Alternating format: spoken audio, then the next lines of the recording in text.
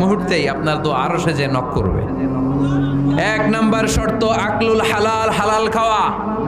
দুই নাম্বার শর্ত দোয়াটা করতে হবে একজনের কাছে, তিনি কে? চাইতে হবে একজনের কাছে, তিনি কে? তিন নাম্বার ইয়াকিন থাকতে হবে যে আমার দোয়াটা কবুল হচ্ছে। যখন দোয়া করবেন আপনার এই বিশ্বাস থাকতে হবে আমার রব আমার ফরিয়াদ শুনছে, তিনি আমার কথা শুনতে পাচ্ছে, আমি চাওয়া মাত্রই তিনি সব দিয়ে দিতে পারে এবং আমার রব আমাকে ফিরাবে না, তিনি দিবেনই।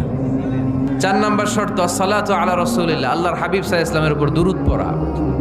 কুল্লু দুআ মাহজুব মাওকুফুন বাইনাস সামাই ওয়াল আরদ, আমরা যা দোয়া করি সব আকাশ জমিনের মাঝখানে পেন্ডিং হয়ে থাকে। মা লাম ইউসাল্লা আলাইহি, আল্লাহর হাবিব বললেন যতক্ষণ না আমার উপর দুরূদ শরীফ পড়া হয়। পাঁচ নাম্বার সর্বশেষ শর্ত হলো মুওয়াফাকাতুদ দুআ বিদ দাওয়াব, শুধু দোয়ায় কাজ হয় না, দোয়ার সাথে